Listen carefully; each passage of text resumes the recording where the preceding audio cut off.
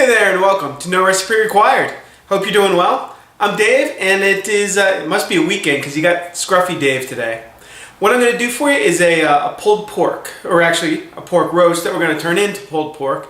It's one of my favorites. I love these kind of dishes. They're super slow. Happens to be early in the morning right now because you got to start cooking early. We're going to go for like 8, 9, 10 hours. Super low heat. I've actually got the pork brining. I'm not going to show you that because I've shown you brining before. Same thing we do with pork chops. We do with the pork roast. Let it go overnight. I'm going to pull it out, dry it, put a dry rub on it, cook it off, and it's going to be wonderful. Let's go ahead and get started.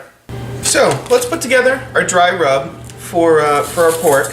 Here I've got a little bit of brown sugar, and the amounts obviously vary. Brown sugar probably makes up for me and pork probably makes up about a third of the rub or so.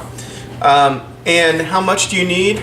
Well, it kind of depends on how much meat you're actually coating with the dry rub. You do want to make sure you have enough to give the entire meat a nice thick kind of meaty coating. So I've got my brown sugar in there. I'm going to add in some paprika, and I'm going to hit probably a tablespoon. This cover is just not working for me. I'm going to pry that off, and I want to get, like I said, about a tablespoon in there. Sometimes they stick together. You can use a fork or just your finger to get in there and undo that. I'm going to do about the same amount of cumin on there, and you certainly don't have to be exact with these measurements. I've got some chili powder, and I've got some onion powder. Now you can mix these up. You can put in garlic powder, you can put in fennel, some of your other spices. It all work fine. The key thing is really just to get some flavor on that outside. I'm going to go ahead and add salt as well. Probably a tablespoon or so of salt, and then black pepper as well. Now remember, this rub is flavoring the outside, but for something like pulled pork, we're going to pull it apart obviously, and this needs to flavor the entire piece of meat, which is pretty big. So we're going to go ahead and just kind of mash this up, mix it all together,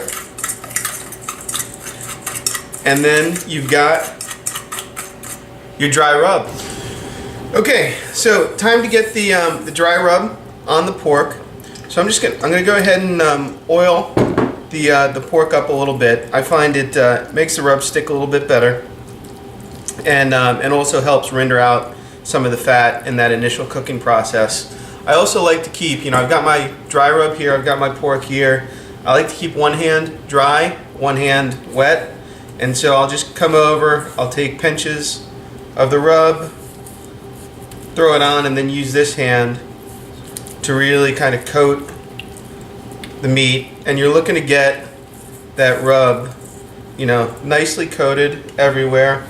Make sure you press it in, get it into all the all the nooks and crannies on the meat. I just finished putting the rub on my pork, and you can see here I've got both pieces on a rack in a roasting pan. If you don't have a rack, it's perfectly fine. Just put it in directly into the pan. Frankly, if you don't have something this large, you could even do this in aluminum foil. You just want to make sure that there's no holes in it, obviously, or the juice will leak out. You can put it in foil, essentially wrap it up, make like a little pouch sealed on top, throw that in the oven.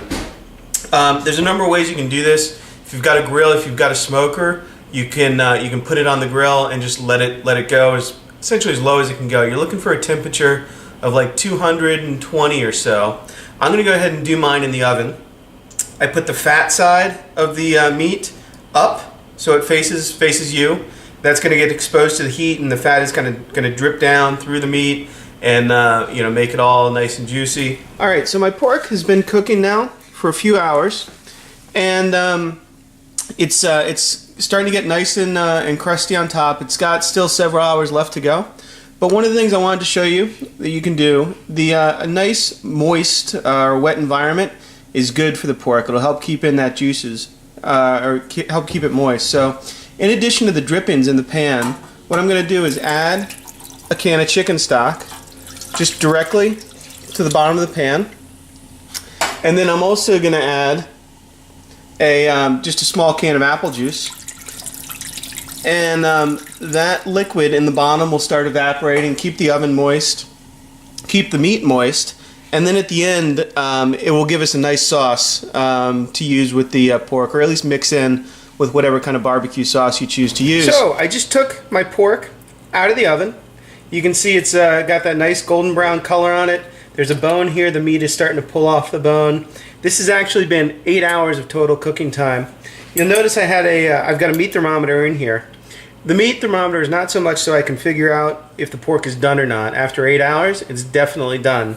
But since I'm trying to cook at such a low temperature, you know, that 220 range, I put it in there just so I can monitor my oven. Because it's an older oven, not always all that reliable. What we're really looking for, you know, is the ability with just a fork like this to start pulling back and peeling that pork off, which is exactly what we're looking for. So you can't really do anything, or shouldn't do anything right now, because it's such a large piece of meat. I'm going to let it rest, just like I do all meats. This size, it's probably going to take 45 minutes or so to an hour to really calm down, rest out. In the meantime, I'm going to remove the meat, set it aside on a plate, and I'm going to take these drippings that are in the pan, throw them in the freezer, get that fat to solidify on the top, and then I'll be able to use the flavorings that came off in my barbecue sauce. Okay, so I've let my pork now rest for a good 45 minutes or so, and now we're gonna break it down. You might need a couple utensils for this. Ideally, you know, it all just kind of falls apart, falls off the bone when you pull it. You can see here the pork is kind of shredding, which is exactly what you're looking for. And you want to do this, you know, you're going to pull off those chunks. I like to keep a little bowl nearby, and then just throw my pulled pork over into that bowl. You know, if you need to, grab a knife and just kind of maybe take a chunk of the pork right off. You know, no problem doing that. And again, just kind of separate it out. Sometimes you might want to use 2 forks. And then you go ahead. Once you get all that kind of done, pulled apart, let's throw it into our bowl. Alright, so you can see here, you really just need, when they're cooked properly, when they're cooked enough, you can really just take a fork and they kind of, all that meat just falls right off the bone. Again, you got to make sure you rest the meat, otherwise it's going to be really tough to handle, really hot. And it really should just pull apart like that.